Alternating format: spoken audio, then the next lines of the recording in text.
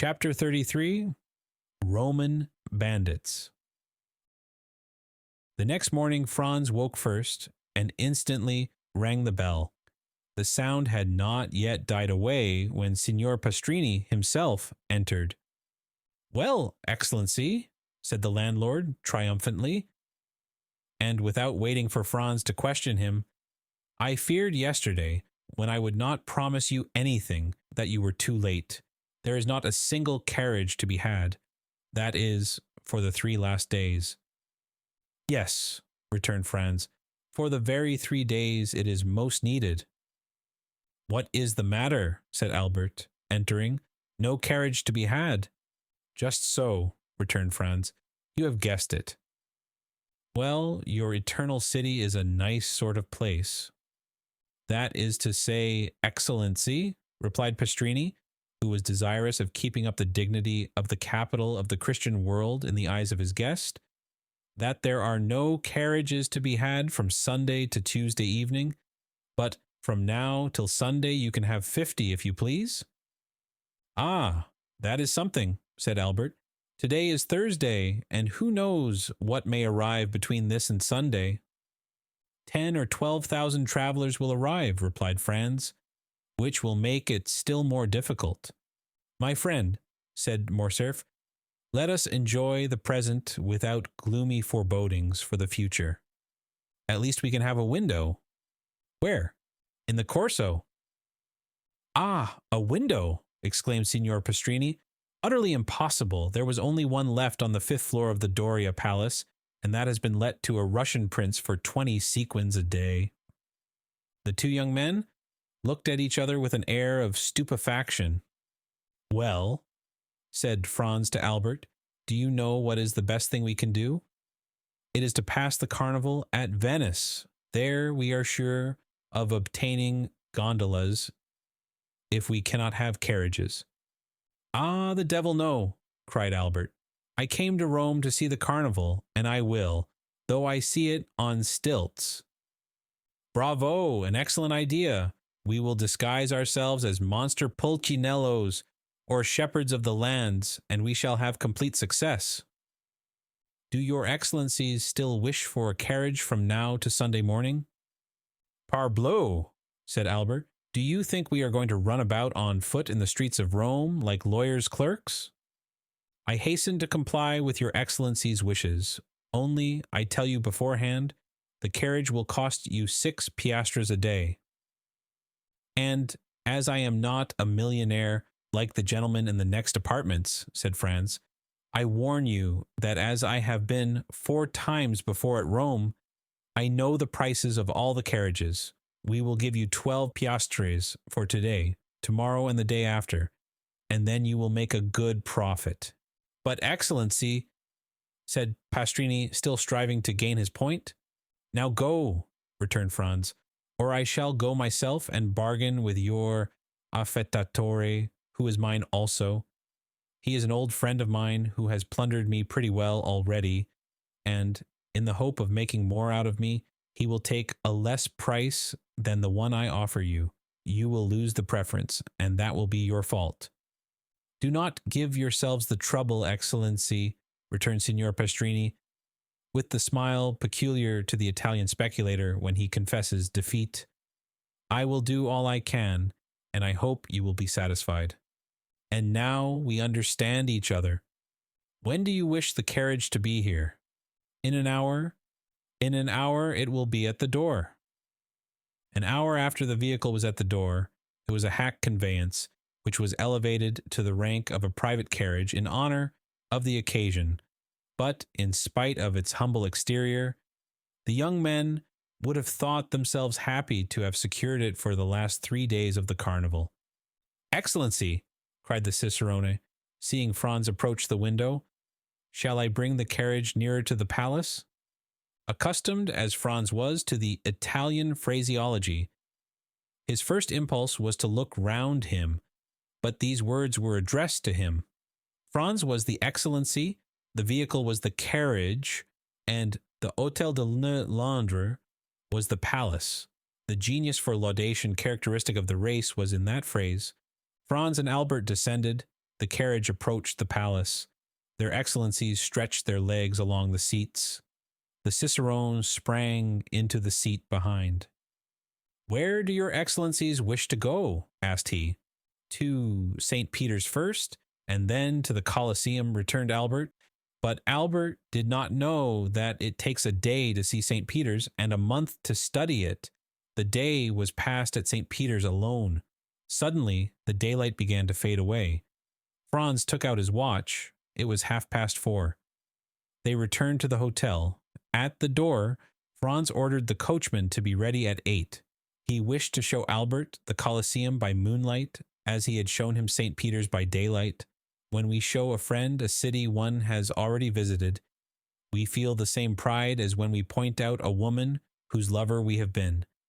He was to leave the city by the Porta del Popolo, skirt the outer wall, and re-enter by the Porta San Giovanni.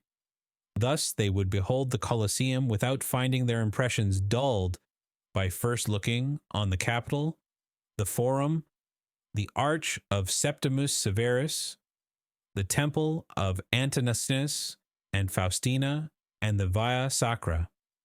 They sat down to dinner. Signor Pastrini had promised them a banquet. He gave them a tolerable repast. At the end of the dinner, he entered in person. Franz thought that he came to hear his dinner praised, and began accordingly. But at the first words he was interrupted. "Excellency," said Pastrini, "I am delighted to have your approbation, but it was not for that I came." "Did you come to tell us you have procured a carriage?" asked Albert, lighting his cigar.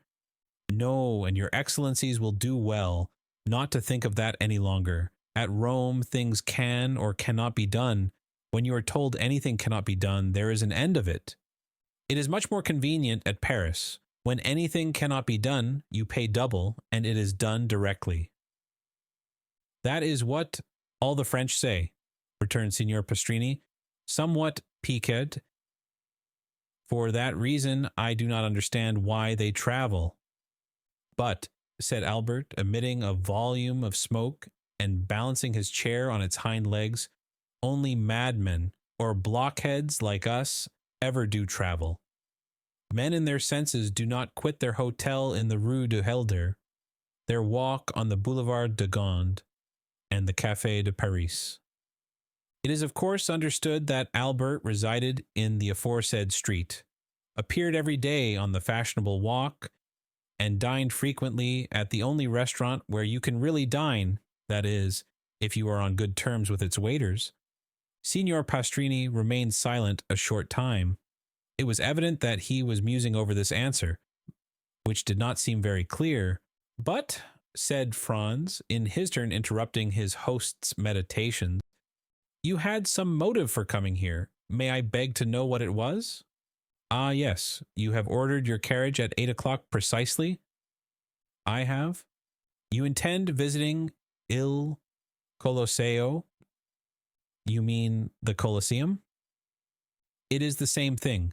You have told your coachman to leave the city by the Porta del Popolo, to drive round the walls, and re-enter by the Porta San Giovanni?"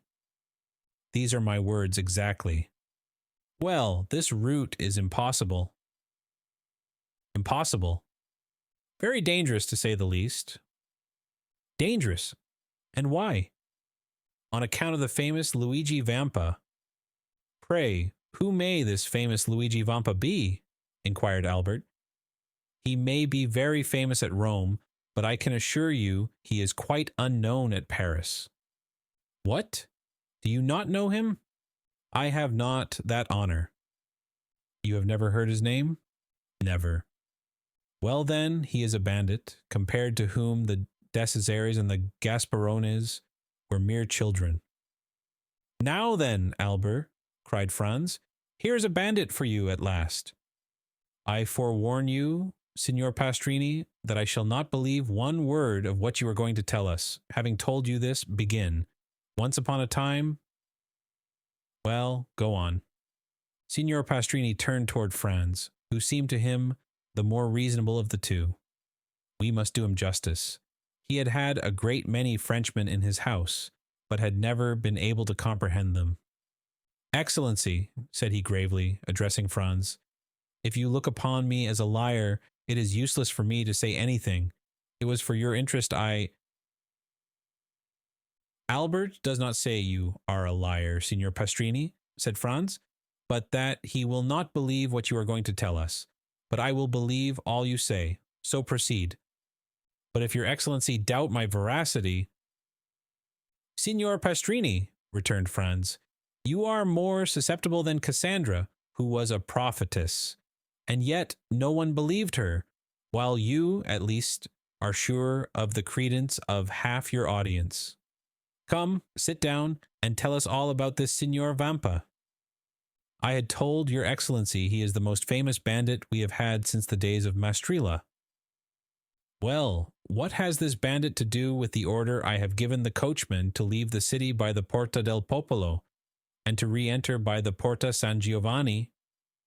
This, replied Signor Pastrini, that you will go out by one, but I very much doubt your returning by the other. Why? Asked Franz. Because after nightfall you are not safe 50 yards from the gates.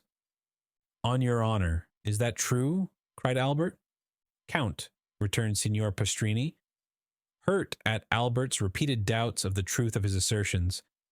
I do not say this to you, but to your companion who knows Rome, and knows, too, that these things are not to be laughed at. My dear fellow, said Albert, turning to Franz, here is an admirable adventure.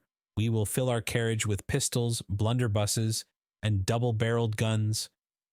Luigi Vampa comes to take us, and we take him, we bring him back to Rome, and present him to His Holiness the Pope, who asks how he can repay so great a service.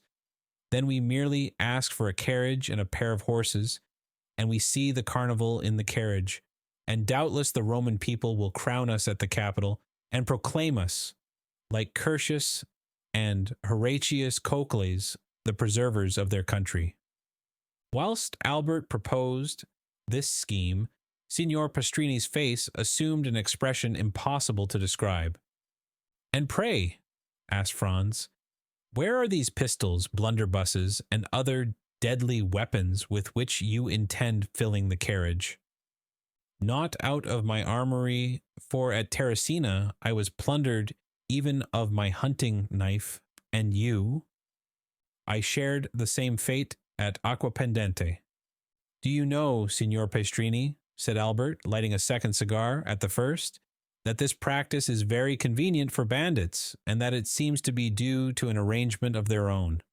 Doubtless Signor Pastrini found this pleasantry compromising, for he only answered half the question, and then he spoke to Franz as the only one likely to listen with attention.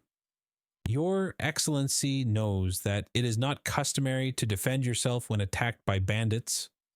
What? Cried Albert, whose courage revolted at the idea of being plundered tamely. Not make any resistance? No, for it would be useless. What could you do against a dozen bandits who spring out of some pit, ruin, or aqueduct and level their pieces at you? Eh, parbleu, they should kill me. The innkeeper turned to Franz with an air that seemed to say, your friend is decidedly mad. My dear Albert, returned Franz, your answer is sublime, and worthy the let him die of Corneille. Only when Horace made that answer, the safety of Rome was concerned, but as for us, it is only to gratify a whim, and it would be ridiculous to risk our lives for so foolish a motive. Albert poured himself out a glass of Lacrima Christi, which he sipped at intervals, muttering some unintelligible words. Well, Signor Pastrini, said Franz, now that my companion is quieted, and you have seen how peaceful my intentions are, tell me who is this Luigi Vampa? Is he a shepherd or a nobleman, young or old, tall or short? Describe him in order that, if we meet him by chance, like John Spoger or Lara, we may recognize him.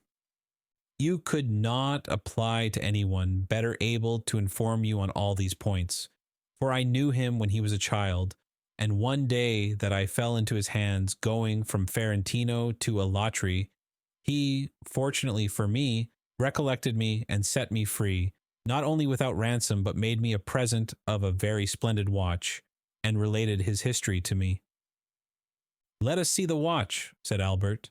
Signor Pastrini drew from his fob a magnificent breguet bearing the name of its maker, of Parisian manufacture, and a count's coronet. Here it is, said he. Peste, returned Albert, I compliment you on it. I have its fellow. He took his watch from his waistcoat pocket, and it cost me 3,000 francs. Let us hear the history, said Franz, motioning Signor Pastrini to seat himself. Your Excellencies permit it? Asked the host. Pardieu, cried Albert, you are not a preacher to remain standing. The host sat down after having made each of them a respectful bow, which meant that he was ready to tell them all they wished to know concerning Luigi Vampa. You tell me, said Franz at the moment Signor Pastrini was about to open his mouth, that you knew Luigi Vampa when he was a child. He is still a young man then. A young man? He is only 22. He will gain himself a reputation. What do you think of that, Albert? At 22 to be thus famous? Yes, and at his age, Alexander, Caesar, and Napoleon, who have all made some noise in the world, were quite behind him. So, continued Franz, the hero of this history is only 22? Scarcely so much. Is he tall or short? Of the middle height, about the same stature as his Excellency, returned the host, pointing to Albert. Thanks for the comparison, said Albert with a bow. Go on, Signor Pastrini, continued Franz, smiling at his friend's susceptibility. To what class of society does he belong? He was a shepherd boy attached to the farm of the Count of San Felice, situated between Palestrina and the Lake of Gabri. He was born at Pampinara and entered the Count's service when he was 5 years old. His father was also a shepherd, who owned a small flock and lived by the wool and the milk, which he sold at Rome. When quite a child, the little Vampa displayed a most extraordinary precocity. One day, when he was 7 years old, he came to the curate of Palestrina and asked to be taught to read. It was somewhat difficult, for he could not quit his flock, but the good curate went every day to say mass at a little hamlet too poor to pay a priest, and which, having no other name, was called Borgo. He told Luigi that he might meet him on his return, and that then he would give him a lesson, warning him that it would be short, and that he must profit as much as possible by it. The child accepted joyfully. Every day Luigi led his flock to graze on the road that leads from Palestrina to Borgo. Every day, at 9 o'clock in the morning, the priest and the boy sat down on a bank by the wayside, and the little shepherd took his lesson out of the priest's breviary. At the end of 3 months he had learned to read. This was not enough. He must now learn to write. The priest had a writing teacher at Rome make 3 alphabets, 1 large, 1 middling, and 1 small, and pointed out to him that by the help of a sharp instrument he could trace the letters on a slate and thus learn to write. The same evening, when the flock was safe at the farm, the little Luigi hastened to the smith at Palestrina, took a large nail, heated and sharpened it, and formed a sort of stylus. The next morning he gathered an armful of pieces of slate and began. At the end of 3 months he had learned to write. The curate, astonished at his quickness and intelligence, made him a present of pens, paper, and a penknife. This demanded new effort, but nothing compared to the first. At the end of a week he wrote as well with this pen as with the stylus. The curate related the incident to the Count of San Felice, who sent for the little shepherd, made him read and write before him, ordered his attendant to let him eat with the domestics, and to give him 2 piastres a month. With this, Luigi purchased books and pencils. He applied his imitative powers to everything, and like Giotto, when young, he drew on his slate sheep, houses, and trees. Then, with his knife, he began to carve all sorts of objects in wood. It was thus that Pinelli, the famous sculptor, had commenced. A girl of 6 or 7, that is, a little younger than Vampa, tended sheep on a farm near Palestrina. She was an orphan, born at Valmontone, and was named Teresa. The two children met, sat down near each other, let their flocks mingle together, played, laughed, and conversed together. In the evening, they separated the Count of San Felice's flock from those of Baron Cervetri, and the children returned to their respective farms, promising to meet the next morning. The next day they kept their word, and thus they grew up together. Vampa was 12, and Teresa 11, and yet their natural disposition revealed itself. Beside his taste for the fine arts, which Luigi had carried as far as he could in his solitude, he was given to alternating fits of sadness and enthusiasm, was often angry and capricious, and always sarcastic. None of the lads of Pampinara, Palestrina, or Valmontone had been able to gain any influence over him or even to become his companion. His disposition, always inclined to exact concessions rather than to make them, kept him aloof from all friendships.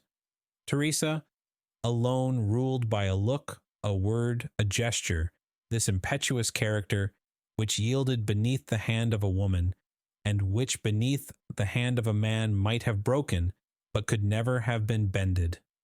Teresa was lively and gay, but coquettish to excess.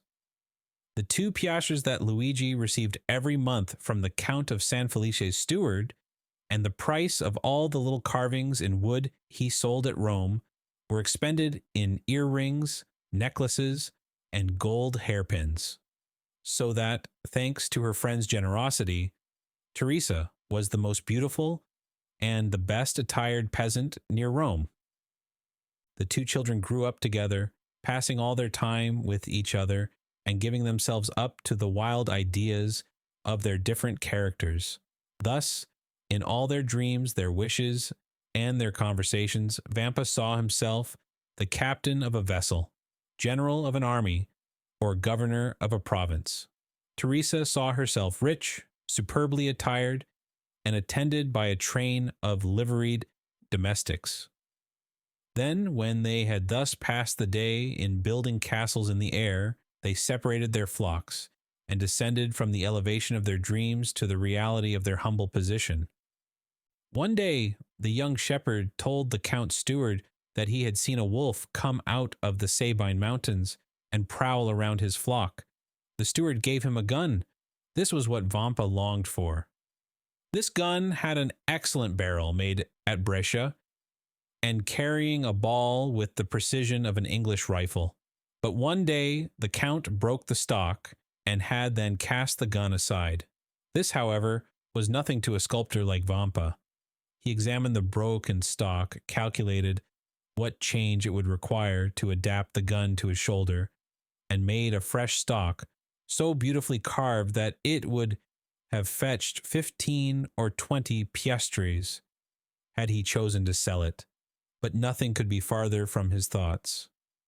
For a long time a gun had been the young man's greatest ambition. In every country where independence has taken the place of liberty, the first desire of a manly heart is to possess a weapon, which at once renders him capable of defense or attack, and, by rendering its owner terrible, often makes him feared. From this moment, Vampa devoted all his leisure time to perfecting himself in the use of his precious weapon. He purchased powder and ball, and everything served him for a mark. The trunk of some old and moss-grown olive tree that grew on the Sabine mountains, the fox, as he quitted his earth on some marauding excursion, the eagle that soared above their heads, and thus he soon became so expert that Teresa overcame the terror she at first felt at the report and amused herself by watching him direct the ball wherever he pleased, with as much accuracy as if he placed it by hand. One evening a wolf emerged from a pine wood near which they were usually stationed, but the wolf had scarcely advanced 10 yards ere he was dead. Proud of this exploit, Vampa took the dead animal on his shoulders and carried him to the farm. These exploits had gained Luigi considerable reputation. The man of superior abilities always finds admirers, go where he will. He was spoken of as the most adroit, the strongest, and the most courageous contadino for 10 leagues around. And although Teresa was universally allowed to be the most beautiful girl of the Sabinese, no one had ever spoken to her of love, because it was known that she was beloved by Vampa, and yet the two young people had never declared their affection.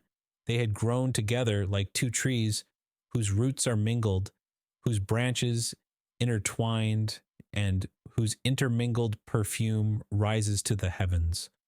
Only their wish to see each other had become a necessity, and they would have preferred death to a day's separation. Teresa was 16 and Vampa 17. About this time, a band of brigands that had established itself in the Lepini Mountains began to be much spoken of. The brigands have never been really extirpated from the neighborhood of Rome. Sometimes a chief is wanted, but when a chief presents himself, he rarely has to wait long for a band of followers. The celebrated Cucumetto, pursued in the Abruzzo, driven out of the kingdom of Naples, where he had carried on a regular war, had crossed the Garigliano, like Manfred, and had taken refuge on the banks of the Amasine between Sonino and Juperno. He strove to collect a band of followers and followed the footsteps of Deciceris and Gasparone, whom he hoped to surpass. Many young men of Palestrina, Frascati, and Pampinara had disappeared. Their disappearance at first caused much disquietude, but it was soon known that they had joined Cucumetto. After some time, Cucumetto became the object of universal attention. The most extraordinary traits of ferocious daring and brutality were related of him. One day he carried off a young girl, the daughter of a surveyor of Frosinone. The bandits' laws are positive. A young girl belongs first to him who carries her off, then the rest draw lots for her, and she is abandoned to their brutality until death relieves her sufferings. When their parents are sufficiently rich to pay a ransom, a messenger is sent to negotiate. The prisoner is hostage for the security of the messenger. Should the ransom be refused, the prisoner is irrevocably lost. The young girl's lover was in Cucumetto's troop. His name was Carlini. When she recognized her lover, the poor girl extended her arms to him and believed herself safe.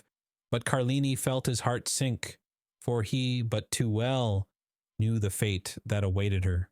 However, as he was a favorite with Cucumetto, as he had for 3 years faithfully served him, and as he had saved his life by shooting a dragoon who was about to cut him down, he hoped the chief would have pity on him.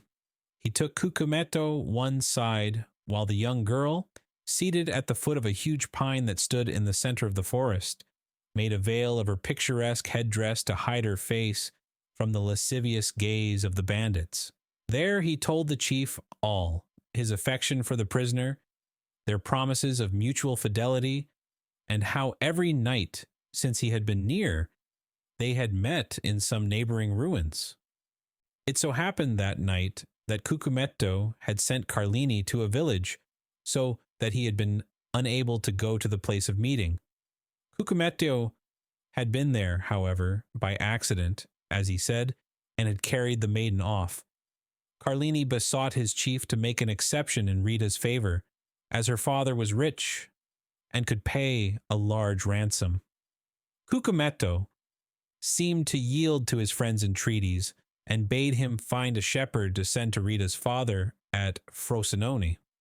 Carlini flew joyfully to Rita, telling her she was saved, and bidding her write to her father to inform him what had occurred, and that her ransom was fixed at 300 piastres. 12 hours' delay was all that was granted, that is, until 9 the next morning. The instant the letter was written, Carlini seized it and hastened to the plain to find a messenger. He found a young shepherd watching his flock. The natural messengers of the bandits are the shepherds who live between the city and the mountains, between civilized and savage life. The boy undertook the commission, promising to be in Frosinone in less than an hour. Carlini returned, anxious to see his mistress, and announced the joyful intelligence. He found the troop in the glade, supping off the provisions exacted as contributions from the peasants. But his eye vainly sought Rita and Cucumetto among them.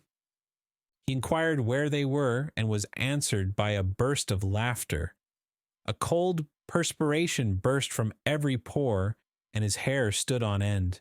He repeated his question.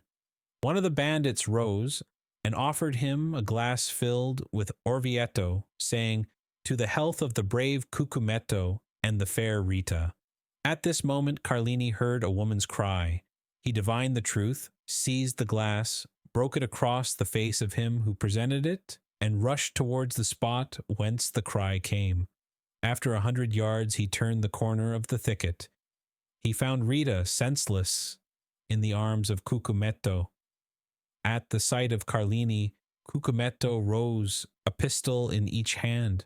The two brigands looked at each other for a moment, the one with a smile of lasciviousness on his lips, the other with the pallor of death on his brow.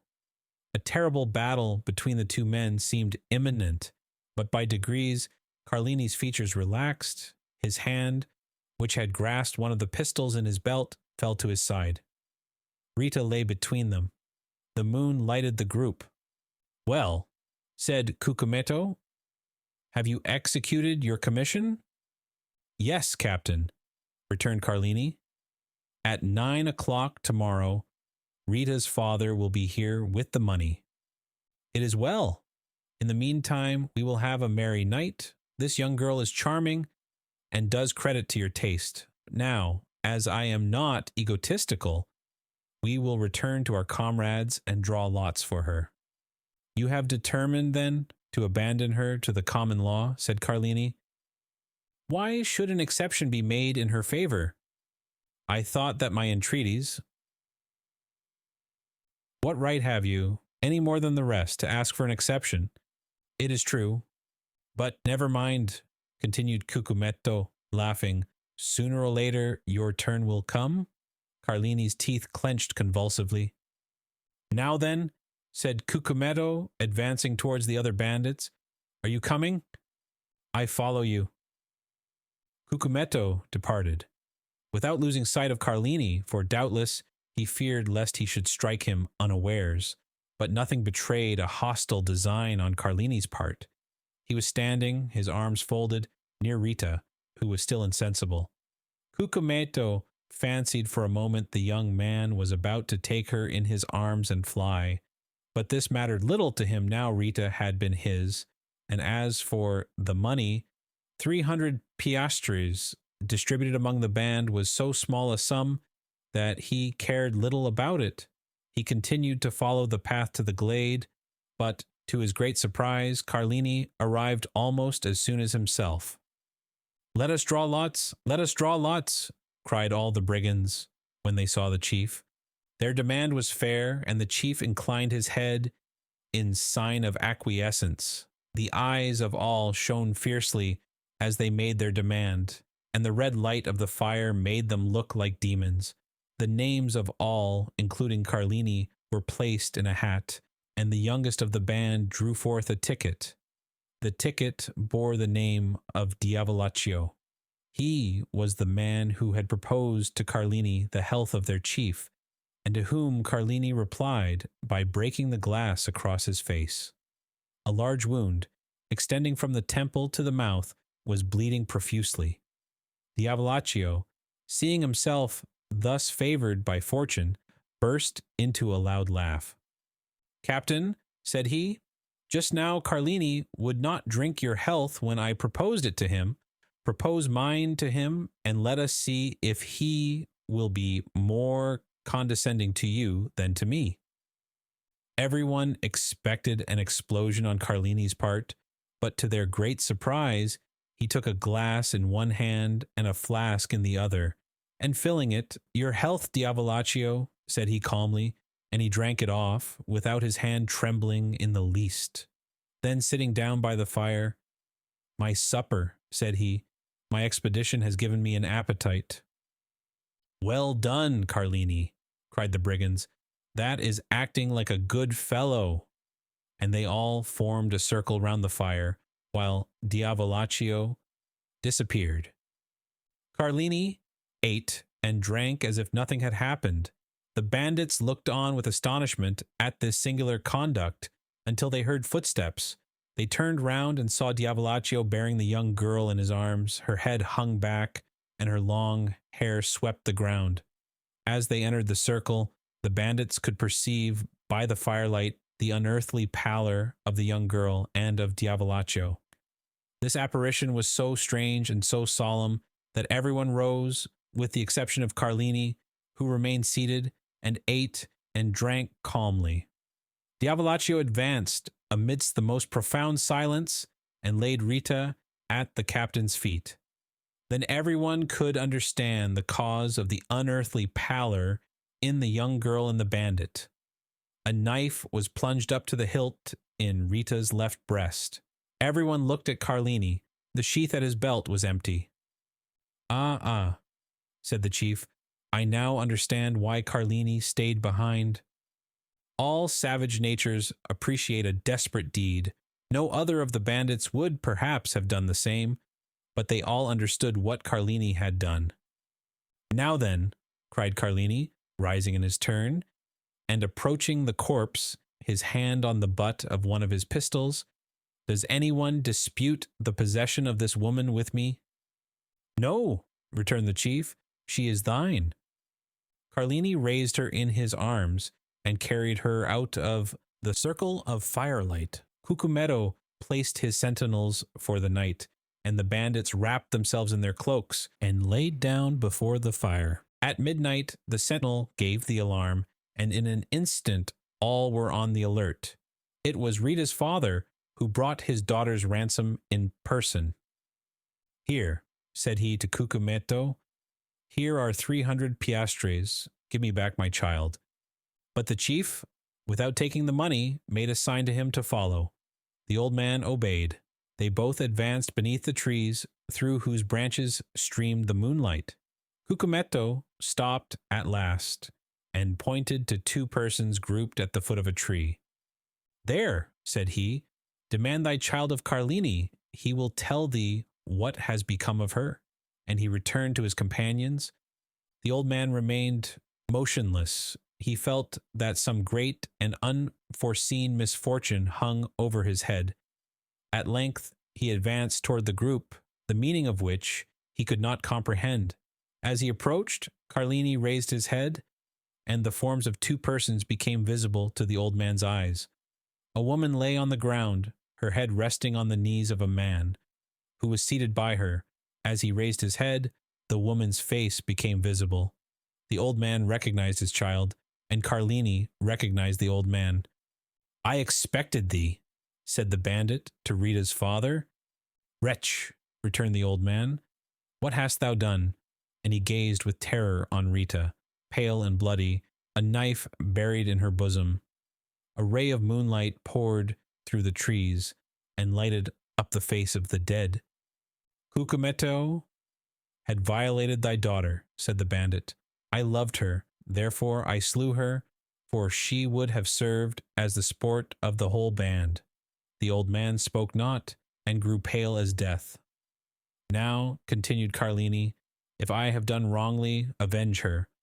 And withdrawing the knife from the wound in Rita's bosom, he held it out to the old man with one hand, while with the other he tore open his vest. "Thou hast done well," returned the old man in a hoarse voice. Embrace me, my son." Carlini threw himself, sobbing like a child, into the arms of his mistress's father. These were the first tears the man of blood had ever wept. "Now," said the old man, "aid me to bury my child." Carlini fetched 2 pickaxes, and the father and the lover began to dig at the foot of a huge oak, beneath which the young girl was to repose. When the grave was formed, the father embraced her first, and then the lover. Afterwards, one taking the head, the other the feet, they placed her in the grave. Then they knelt on each side of the grave and said the prayers of the dead. Then, when they had finished, they cast the earth over the corpse until the grave was filled. Then, extending his hand, the old man said, "I thank you, my son, and now leave me alone." "Yet," replied Carlini, "leave me, I command you." Carlini obeyed, rejoined his comrades, folded himself in his cloak, and soon appeared to sleep as soundly as the rest. It had been resolved the night before to change their encampment. An hour before daybreak, Cucumetto aroused his men and gave the word to march. But Carlini would not quit the forest, without knowing what had become of Rita's father. He went toward the place where he had left him. He found the old man suspended from one of the branches of the oak which shaded his daughter's grave. He then took an oath of bitter vengeance over the dead body of the one and the tomb of the other. But he was unable to complete this oath, for 2 days afterwards, in an encounter with the Roman carbineers, Carlini was killed. There was some surprise, however, that as he was with his face to the enemy, he should have received a ball between his shoulders. That astonishment ceased when one of the brigands remarked to his comrades that Cucumetto was stationed 10 paces in Carlini's rear when he fell. On the morning of the departure from the forest of Frosinone, he had followed Carlini in the darkness, and heard this oath of vengeance, and, like a wise man, anticipated it. They told 10 other stories of this bandit chief, each more singular than the other. Thus, from Fondi to Perugia, everyone trembles at the name of Cucumetto. These narratives were frequently the theme of conversation between Luigi and Teresa. The young girl trembled very much at hearing the stories, but Vampa reassured her with a smile, tapping the butt of his good fowling piece, which threw its ball so well, and if that did not restore her courage, he pointed to a crow, perched on some dead branch, took aim, touched the trigger, and the bird fell dead at the foot of the tree. Time passed on, and the 2 young people had agreed to be married when Vampa should be 20 and Teresa 19 years of age. They were both orphans and had only their employers' leave to ask, which had been already sought and obtained. One day, when they were talking over their plans for the future, they heard 2 or 3 reports of firearms, and then suddenly a man came out of the wood near which the 2 young persons used to graze their flocks, and hurried towards them. When he came within hearing, he exclaimed, "I am pursued. Can you conceal me?" They knew full well that this fugitive must be a bandit, but there is an innate sympathy between the Roman brigand and the Roman peasant, and the latter is always ready to aid the former. Vampa, without saying a word, hastened to the stone that closed up the entrance to their grotto, drew it away, made a sign to the fugitive to take refuge there, in a retreat unknown to everyone, closed the stone upon him, and then went and resumed his seat by Teresa. Instantly afterwards, 4 carbineers, on horseback, appeared on the edge of the wood. 3 of them appeared to be looking for the fugitive, while the 4th dragged a brigand prisoner by the neck. The 3 carbineers looked about carefully on every side, saw the young peasants, and galloping up, began to question them. They had seen no one. "That is very annoying," said the brigadier, "for the man we are looking for is the chief?" "Cucumetto!" cried Luigi and Teresa at the same moment. "Yes," replied the brigadier, "and as his head is valued at 1,000 Roman crowns, there would have been 500 for you if you had helped us to catch him." The two young persons exchanged looks. The brigadier had a moment's hope. 500 Roman crowns are 3,000 lire, and 3,000 lire are a fortune for two poor orphans who are going to be married. Yes, it is very annoying, said Vampa, but we have not seen him. Then the carbineers scoured the country in different directions, but in vain. Then, after a time, they disappeared. Vampa then removed the stone, and Cucumetto came out. Through the crevices in the granite, he had seen the two young peasants talking with the carbineers, and guessed the subject of their parley. He had read in the countenances of Luigi and Teresa their steadfast resolution not to surrender him, and he drew from his pocket a purse full of gold, which he offered to them. But Vampa raised his head proudly. As to Teresa, her eyes sparkled when she thought of all the fine gowns and gay jewelry she could buy with this purse of gold. Cucumetto was a cunning fiend, and had assumed the form of a brigand instead of a serpent, and this look from Teresa showed to him that she was a worthy daughter of Eve, and he returned to the forest, pausing several times on his way, under the pretext of saluting his protectors. Several days elapsed, and they neither saw nor heard of Cucumetto. The time of the carnival was at hand. The Count of San Felix announced a grand masked ball to which all that were distinguished in Rome were invited. Teresa had a great desire to see this ball. Luigi asked permission of his protector, the steward, that she and he might be present amongst the servants of the house. This was granted. The ball was given by the Count for the particular pleasure of his daughter Carmela, whom he adored. Carmela was precisely the age and figure of Teresa, and Teresa was as handsome as Carmela.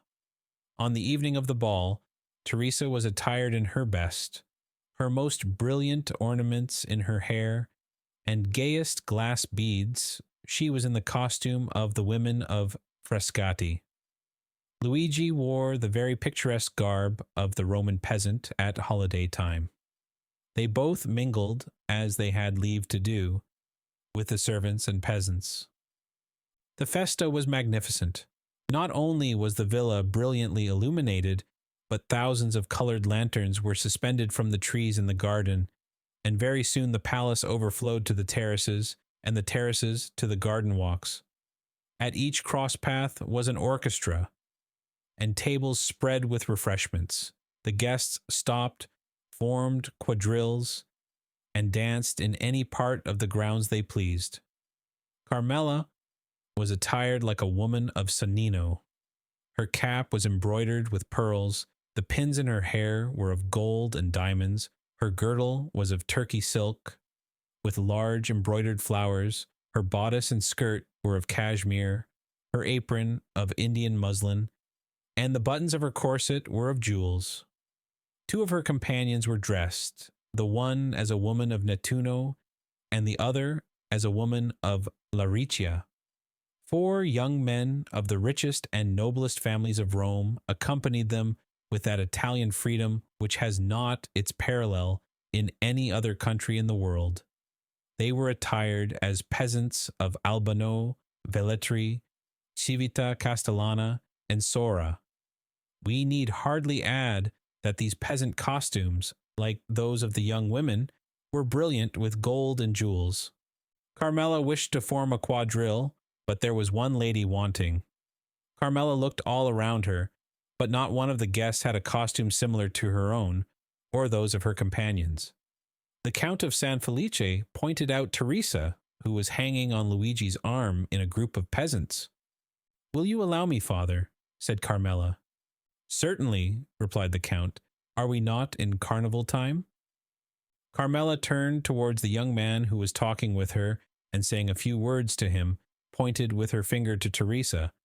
The young man looked, bowed in obedience, and then went to Teresa, and invited her to dance in a quadrille directed by the Count's daughter. Teresa felt a flush pass over her face. She looked at Luigi, who could not refuse his assent. Luigi slowly relinquished Teresa's arm, which he had held beneath his own. and Teresa, accompanied by her elegant cavalier, took her appointed place with much agitation in the aristocratic quadrille. Certainly, in the eyes of an artist, the exact and strict costume of Teresa had a very different character from that of Carmela and her companions, and Teresa was frivolous and coquettish, and thus the embroidery and muslins, the cashmere waist girdles, all dazzled her, and the reflection of sapphires and diamonds almost turned her giddy brain. Luigi felt a sensation hitherto unknown arising in his mind. It was like an acute pain which gnawed at his heart and then thrilled through his whole body. He followed with his eye each movement of Teresa and her cavalier. When their hands touched, he felt as though he should swoon. Every pulse beat with violence, and it seemed as though a bell were ringing in his ears. When they spoke, although Teresa listened timidly and with downcast eyes to the conversation of her cavalier, as Luigi could read in the ardent looks of the good-looking young man that his language was that of praise, it seemed as if the whole world was turning round with him, and all the voices of hell were whispering in his ears ideas of murder and assassination. Then, fearing that his paroxysm might get the better of him, he clutched with one hand the branch of a tree against which he was leaning, and with the other convulsively grasped the dagger with a carved handle which was in his belt, and which unwittingly he drew from the scabbard from time to time. Luigi was jealous. He felt that, influenced by her ambitions and coquettish disposition, Teresa might escape him. The young peasant girl, at first timid and scared, soon recovered herself. We have said that Teresa was handsome, but this is not all. Teresa was endowed with all those wild graces which are so much more potent than our affected and studied elegancies. She had almost all the honors of the quadrille, and if she were envious of the Count of San Felice's daughter, we will not undertake to say that Carmela was not jealous of her, and with overpowering compliments, her handsome cavalier led her back to the place whence he had taken her, and where Luigi awaited her. Twice or thrice during the dance, the young girl had glanced at Luigi, and each time she saw that he was pale and that his features were agitated. Once even the blade of his knife, half drawn from its sheath, had dazzled her eyes with its sinister glare. Thus, it was almost tremblingly that she resumed her lover's arm. The quadrille had been most perfect, and it was evident there was a great demand for a repetition, Carmela alone objecting to it. But the Count of San Felice besought his daughter so earnestly that she acceded. One of the cavaliers then hastened to invite Teresa, without whom it was impossible for the quadrille to be formed, but the young girl had disappeared. The truth was that Luigi had not felt the strength to support another such trial, and, half by persuasion and half by force, he had removed Teresa toward another part of the garden. Teresa had yielded in spite of herself, but when she looked at the agitated countenance of the young man, she understood by his silence and trembling voice that something strange was passing within him. She herself was not exempt from internal emotion, and without having done anything wrong, yet fully comprehended that Luigi was right in reproaching her. Why she did not know, but yet she did not the less feel that these reproaches were merited. However, to Teresa's great astonishment, Luigi remained mute, and not a word escaped his lips the rest of the evening. When the chill of the night had driven away the guests from the gardens, and the gates of the villa were closed on them for the festa indoors, he took Teresa quite away, and as he left her at her home, he said, "Teresa, what were you thinking of as you danced opposite the young Countess of San Felice?"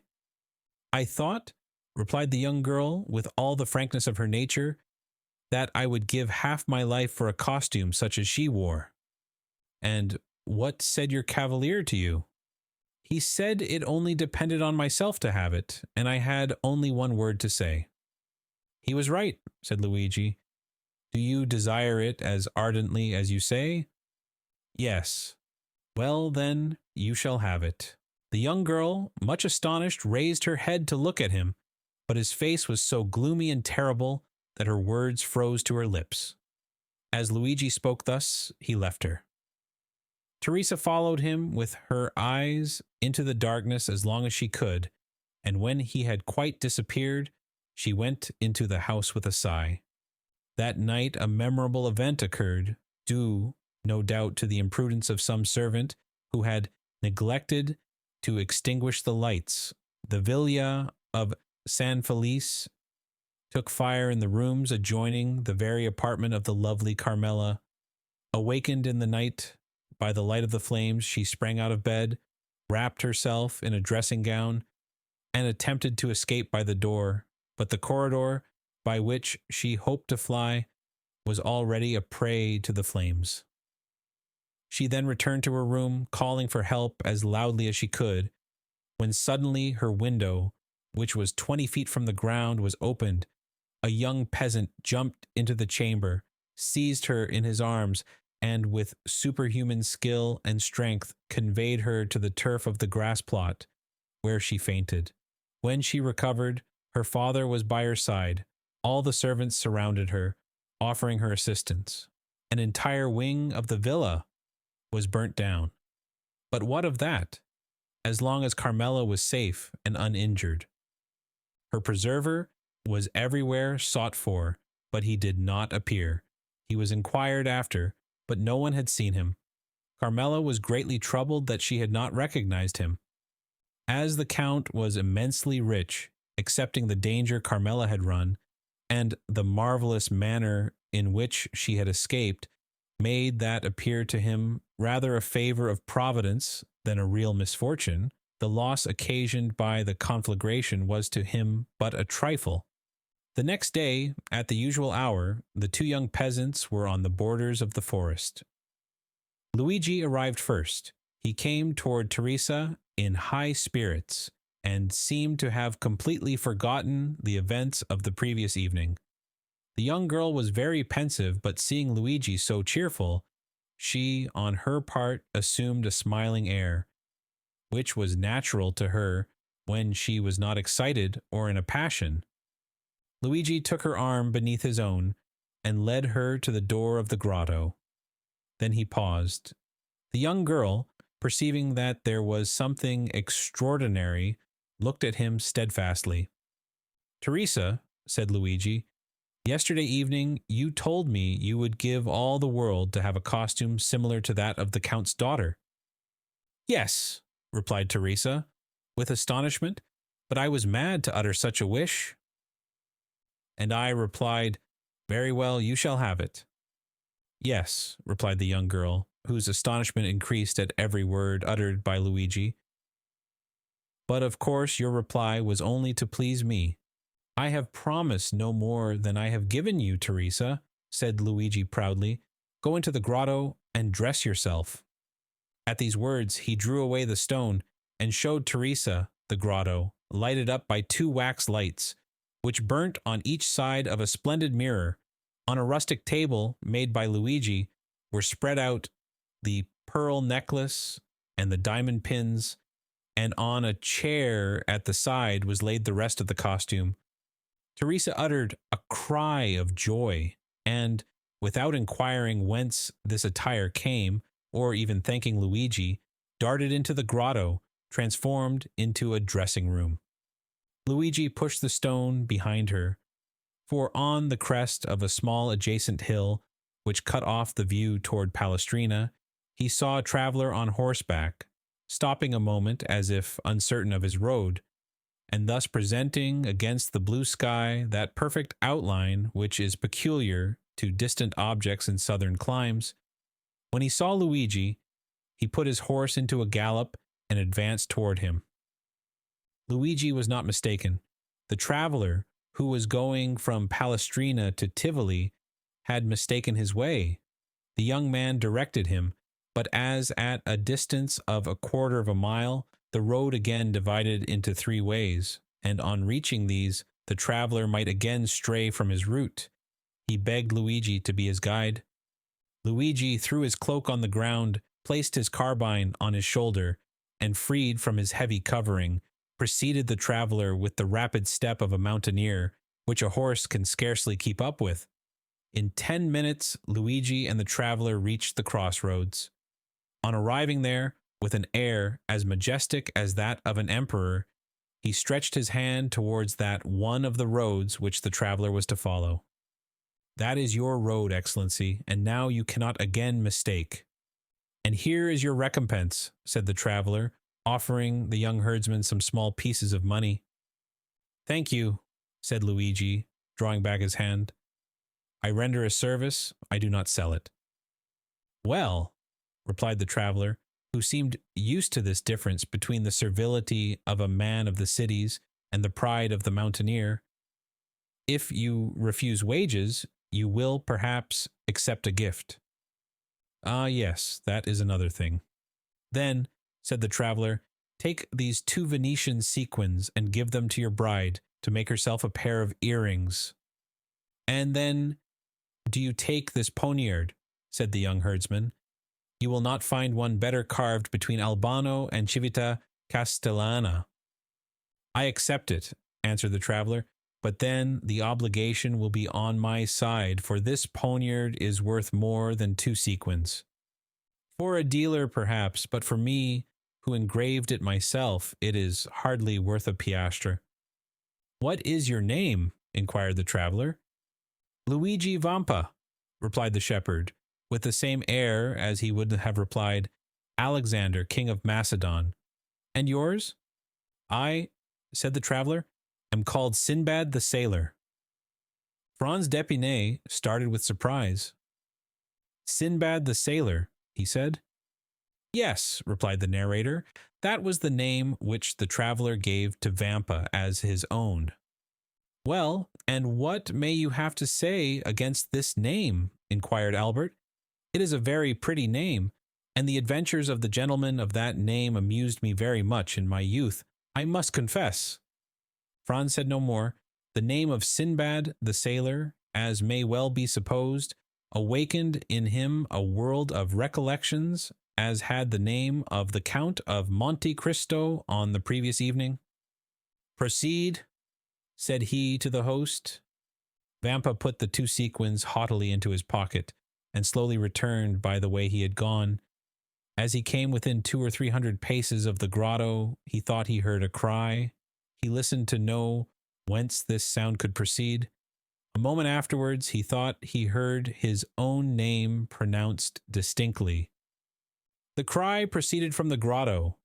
He bounded like a chamois, cocking his carbine as he went, and in a moment reached the summit of a hill opposite to that on which he had perceived the traveler. 3 cries for help came more distinctly to his ear. He cast his eyes around him and saw a man carrying off Teresa, as Nessus, the centaur, carried Deianira. This man, who was hastening towards the wood, was already 3/4 of the way on the road from the grotto to the forest. Vampa measured the distance. The man was at least 200 paces in advance of him, and there was not a chance of overtaking him.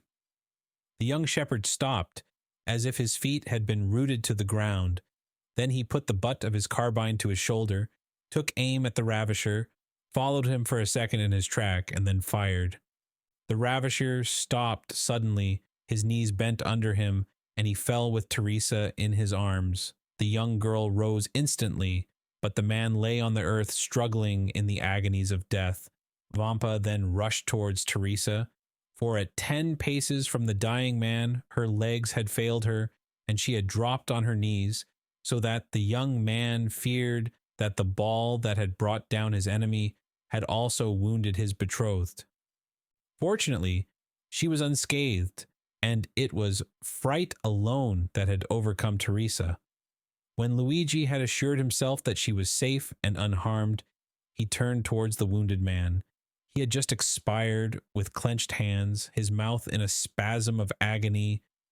and his hair on end in the sweat of death. His eyes remained open and menacing.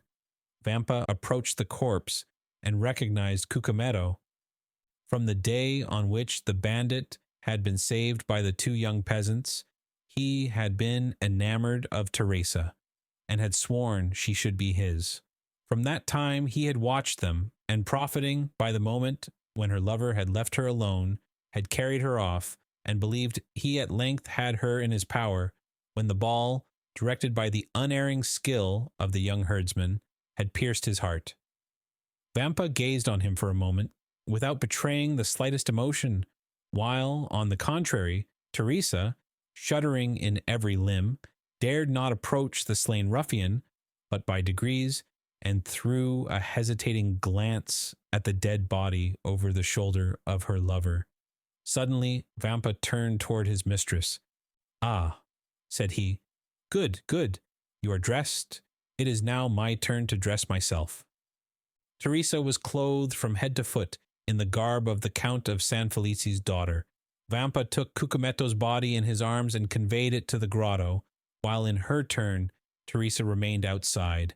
If a second traveler had passed, he would have seen a strange thing. A shepherdess watching her flock, clad in a cashmere groan, with earrings and necklace of pearls, diamond pins, and buttons of sapphires, emeralds, and rubies. He would, no doubt, have believed that he had returned to the times of Florian, and would have declared, on reaching Paris, that he had met an Alpine shepherdess seated at the foot of the Sabine hill. At the end of a quarter of an hour, Vampa quitted the grotto. His costume was no less elegant than that of Teresa. He wore a vest of garnet-colored velvet, with buttons of cut gold, a silk waistcoat covered with embroidery, a Roman scarf tied round his neck, a cartridge box worked with gold and red and green silk, sky-blue velvet breeches fastened above the knee with diamond buckles, garters of deerskin worked with 1,000 arabesques, and a hat, whereon hung ribbons of all colors. 2 watches hung from his girdle, and a splendid poniard was in his belt. Teresa uttered a cry of admiration. Vampa in this attire resembled a painting by Leopold Rober or Schnetz. He had assumed the entire costume of Cucumetto. The young man saw the effect produced on his betrothed, and a smile of pride passed over his lips. "Now," he said to Teresa, "are you ready to share my fortune, whatever it may be?" "Oh, yes," exclaimed the young girl enthusiastically. "And follow me wherever I go?" "To the world's end." "Then take my arm and let us on. We have no time to lose." The young girl did so without questioning her lover as to where he was conducting her, for he appeared to her at this moment as handsome, proud, and powerful as a god. They went towards the forest, and soon entered it. We need scarcely say that all the paths of the mountain were known to Vampa. He therefore went forward without a moment's hesitation, although there was no beaten track, but he knew his path by looking at the trees and bushes, and thus they kept on advancing for nearly an hour and a half. At the end of this time they had reached the thickest part of the forest.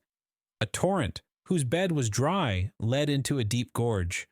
Vampa took this wild road, which, enclosed between 2 ridges, and shadowed by the tufted umbrage of the pines, seemed, but for the difficulties of its descent, that path to Avernus of which Virgil speaks. Teresa had become alarmed at the wild and deserted look of the plain around her, and pressed closely against her guide, not uttering a syllable. But as she saw him advance with even step and composed countenance, she endeavored to repress her emotion. Suddenly, about 10 paces from them, a man advanced from behind a tree and aimed at Vampa. "Not another step," he said, "or you are a dead man." "What then?" said Vampa, raising his hand with a gesture of disdain, while Teresa, no longer able to restrain her alarm, clung closely to him. "Do wolves rend each other?" "Who are you?" inquired the sentinel. "I am Luigi Vampa, shepherd of the San Felice farm. What do you want? I would speak with your companions who are in the glade at Rocca Bianca. Follow me, then, said the sentinel, or as you know your way, go first. Vampa smiled disdainfully at this precaution on the part of the bandit, went before Teresa, and continued to advance with the same firm and easy step as before. At the end of 10 minutes, the bandit made them a sign to stop. The two young persons obeyed. Then the bandit thrice imitated the cry of a crow. A croak answered this signal. Good, said the sentry. You may now go on. Luigi and Teresa again set forward. As they went on, Teresa clung tremblingly to her lover at the sight of weapons and the glistening of carbines through the trees. The retreat of Rocca Bianca was at the top of a small mountain, which no doubt in former days had been a volcano, an extinct volcano before the days when Remus and Romulus had deserted Alba to come and found the city of Rome. Teresa and Luigi reached the summit, and all at once found themselves in the presence of 20 bandits. Here is a young man who seeks and wishes to speak to you, said the sentinel. What has he to say? Inquired the young man who was in command in the chief's absence. I wish to say that I am tired of a shepherd's life, was Vampa's reply. Ah, I understand, said the lieutenant, and you seek admittance into our ranks? Welcome, cried several bandits from Ferruzino, Pampinara, and Anani, who had recognized Luigi Vampa. Yes, but I came to ask something more than to be your companion. And what may that be? Inquired the bandits with astonishment. I come to ask to be your captain, said the young man. The bandits shouted with laughter. And what have you done to aspire to this honor? Demanded the lieutenant. I have killed your chief Cucumetto, whose dress I now wear, and I set fire to the Villa San Felice to procure a wedding dress for my betrothed. An hour afterwards, Luigi Vampa was chosen captain, vice Cucumetto, deceased. Well, my dear Albert, said Franz, turning towards his friend, what think you of citizen Luigi Vampa? I say he is a myth, replied Albert, and never had an existence. And what may a myth be? Inquired Pastrini. The explanation would be too long, my dear landlord, replied Franz. And you say that Signor Vampa exercises his profession at this moment in the environs of Rome, and with a boldness of which no bandit before him ever gave an example. Then the police have vainly tried to lay hands on him? Why, you see, he has a good understanding with the shepherds in the plains, the fishermen of the Tiber, and the smugglers of the coast. They seek for him in the mountains, and he is on the waters. They follow him on the waters, and he is on the open sea.